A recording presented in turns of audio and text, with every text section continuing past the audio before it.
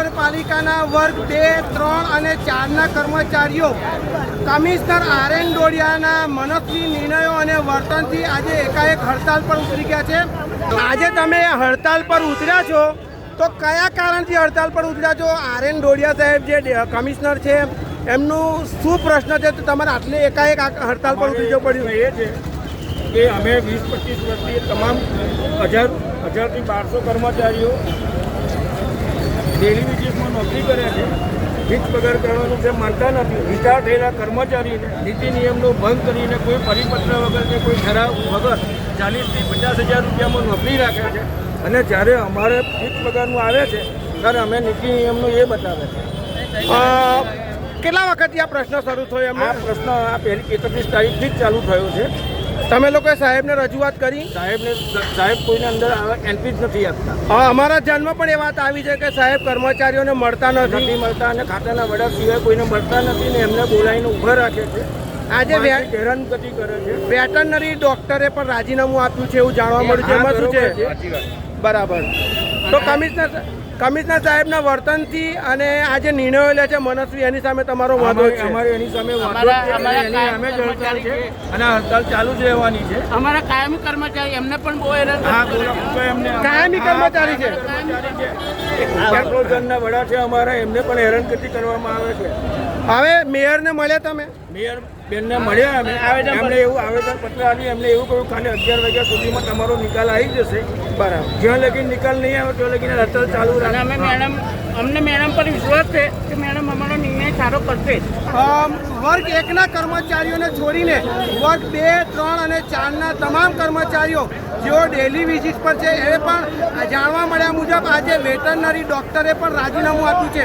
તેઓ ફાઇલો પર સમયસર સહી નથી કરતા. આ ઉપરાંત એવા નિર્ણયો લે છે કે જેથી જે કર્મચારીઓ છે તેમને અસર પડે.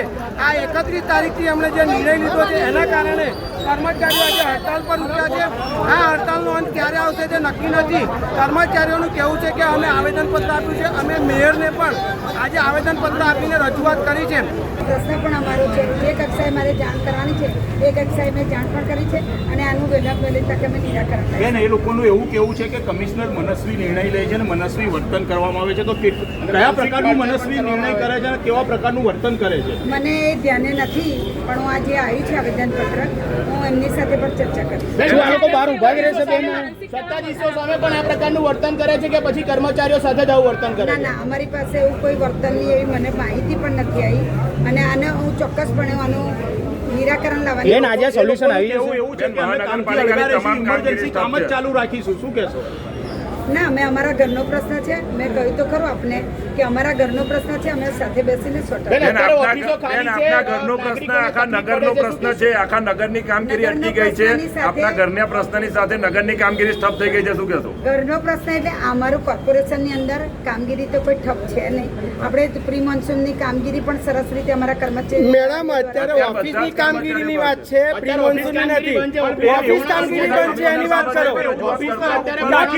એવો તો કયા પગલા લીધા કે આખી ઓફિસ બહાર જતી રહી? કમિશનર સાહેબ, કમિશનરે એવું તો શું વર્તન કર્યું છે અત્યાર સુધીમાં? કહ્યું તો ખરું અમારા ઘરનો પ્રશ્ન છે. બેન, ઘરનો પ્રશ્ન છે, બરાબર. કમિશનરે વર્તન શું કર્યું એની ફરિયાદ તો તમને મળી જશે ને? કમિશનર સાહેબ સાથે કોઈ વાતચીત થઈ આ બાબતે?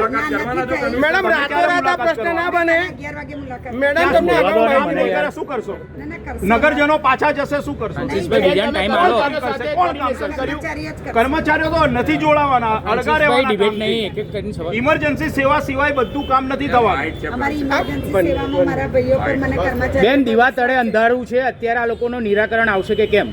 આવશે, કેમ નહીં આવે? ક્યાં સુધીમાં આવશે? બેન, આપ કમિશનર સાહેબની મુલાકાત કરવાના છો અત્યારે? અત્યારે તો નથી કરવાના, કારણ કે મારે પોતાના દીકરાને આજે એરપોર્ટ પર મૂકવા જઈ રહી છું. એટલે મેં કર્મચારી શ્રીઓને પણ અપીલ કરી છે. કાલ 11 વાગે કોઈને સૂચના આપશો આ બાબતે મળવા બાબતે? મયુરભાઈ પણ પોતે તઈ પ્રદેશની કોઈ મિટિંગમાં છે, એટલે મેં કમિશનરશ્રી સાથે વાત કરી છે કે 11 વાગે કાલે આપણે મળીશું. મેડમ, એક છેલ્લો પ્રશ્ન છે હડતાલ કે પર કર્મચારીઓને શું કહેવા માંગશો? કર્મચારીઓને તો મારી એક જ અપીલ છે, તમે મારા ઘરના પરિવારના જ છો. આપણે પ્રજાજનોને કોઈ પણ તકલીફ ના પડે એટલે આ માટે અત્યારે કામ પર ઉતરજો. કાલે 11 વાગે આનો કંઈ ને કંઈ નિરાકરણ કરજો. મેડમ, આ રાતોરાત તો નથી બન્યું. અગાઉ તમને ફરિયાદો મળી હશે કમિશનરની? મેયરે આ અંગે જણાવ્યું કે તેઓ પોતાના દીકરાને એરપોર્ટ પર મૂકવા જવાનું હોય આવતીકાલે 11 વાગે કર્મચારીઓની વાત સાંભળીને નિર્ણય લેશે. વર્ગ 2 અને 3 અને 4ના કર્મચારીઓ વર્ગ 4ના કર્મચારીઓનો સમસ્યા સમજી શકાય, પરંતુ વર્ગ 2ના કર્મચારીઓ જે કાયમી છે, જો વર્ષોથી નગરપાલિકા વખતથી જોડાયેલા છે, એ લોકો પણ હડતાલ પર ઉતર્યા છે. તમામ ઓફિસો ખાલી છે, લોકો પરેશાન છે. જો આ હડતાલનો અંત નહીં આવે તો તરત જ આણંદ મહાનગરપાલિકા, જે હમણાં જ મહાનગરપાલિકા તરીકે અસ્તિત્વમાં આવી છે, ત્યારે શું પરિસ્થિતિ સર્જાશે તમે સમજી શકો છો. વધુ વિગત માટે મારી સાથે જોડાયેલા રહો. ચક્રવાત ન્યૂઝ આણંદ.